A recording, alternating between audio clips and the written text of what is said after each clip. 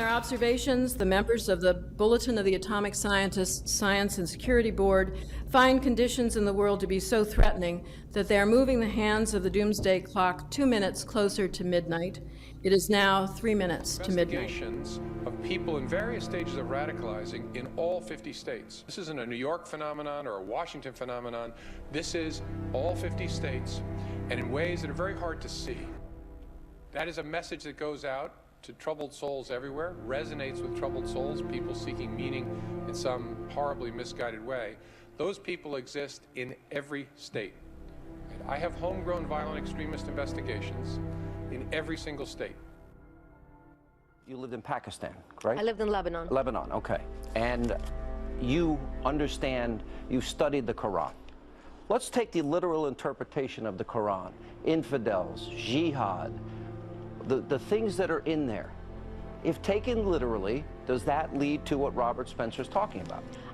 Yes, that's exactly what they lead to, jihad against the infidels. We have a saying in Arabic, أولاً يأتي السبت وبعده الأحد. First comes Saturday, then comes Sunday. First we kill the Jews, then we come for the Christians. In the Middle East, the Islamic Middle East, there is no tolerance to any other faith or group of people. We minorities in the Middle East have been massacred, killed. My house was bombed. This is how I ended up in this country, as a refugee from the Middle East. It was happening when my parents were refugees, when I was a child, newborn, and here I am in America today, and my people are still fleeing because of the intolerance of Islamic extremism. So my past is America's future unless America wakes up now and takes the necessary steps. What are the necessary steps? Identify the enemy by name in order for you to devise a strategy to defeat it. Right now, we have a president at the White House who doesn't have the moral clarity and the courage to stand up and say what we are fighting. And we need to do that in order for us to defeat this enemy. It is Islamic terrorism. It's not Buddhist terrorism. It's not Jewish terrorism. It's not Catholic terrorism. How many numbers are we talking about? The world has 1.6 billion Muslims. How many Muslims are we talking about? We're talking about 1.2 billion Muslims in the world today. 15 to 25% are radicalized. You're talking about 400 million, maybe? We're talking about 300 million people who are ready to strap bombs on their bodies and blow us all up to smithereens. The top 5 Islamic countries, Indonesia, Nairobi, Bangladesh, Pakistan, Egypt, the average 77% support the establishment of Sharia law as the law of the state and the establishment of an Islamic caliphate. We are not at war with Islam.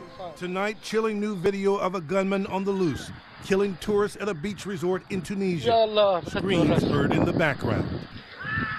There was people running around everywhere.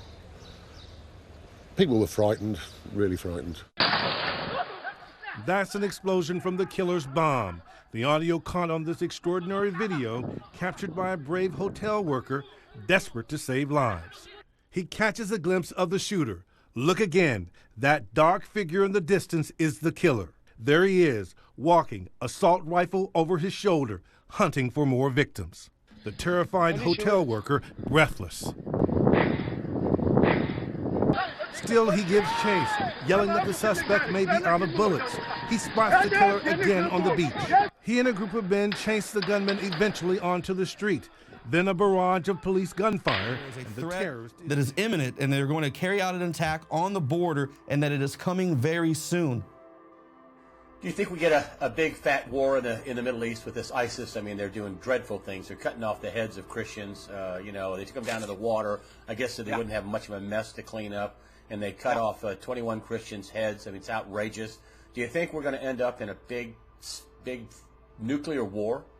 That's a great question. Well, there's two things that most people don't realize about this with the Middle East. One, and this goes back to the first thing is this pattern of a very specific pattern of warning and judgment.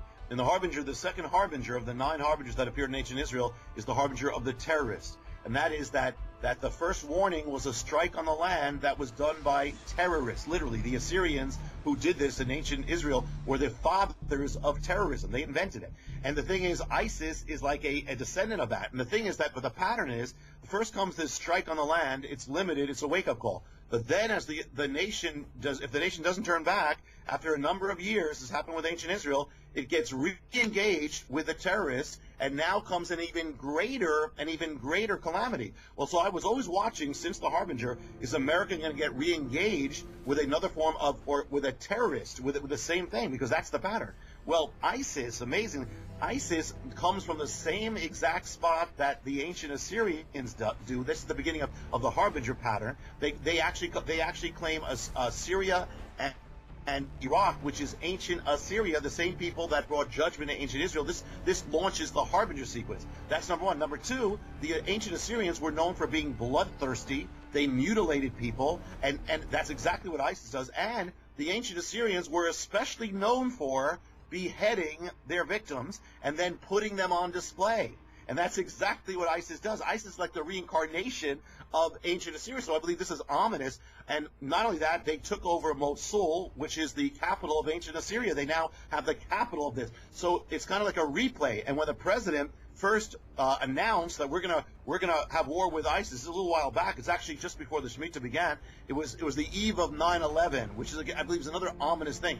So I've always been waiting to see if this is going to happen. Well, ISIS is like the return of the terrorists. So I believe this is an ominous sign, and this can lead. I mean, they are evil, and they should be, they should be stopped in whatever the case is.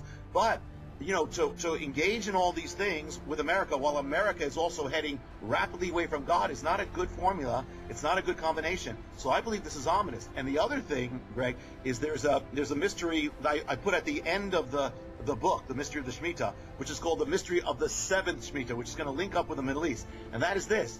Every 7 years is the Shemitah, but every seventh Shemitah is a super Shemitah. 49 years ushers in the 50th year, which is called the Jubilee. And in the Jubilee, what happens, interesting, is that there is a restoration. If you lost your land, you get restored. If you lost your father's home, you get restored to your inheritance. It says everyone shall return home and they'll receive back their inheritance. Well, there's an amazing thing about end time prophecy. It says that these things can't happen until Israel, Middle East, Israel comes back to the land. The Jewish people come back to the land, or you cannot have end time prophecy. Well, the amazing thing is this mystery of the seventh Shemitah actually gives the exact time when these things have to happen. For instance, 1917 was the year of the Shemitah. In that time period, Israel is restored to the land. The British Empire gets Israel from the Turkish Empire, gives it to Israel, says return home. It's the restoration.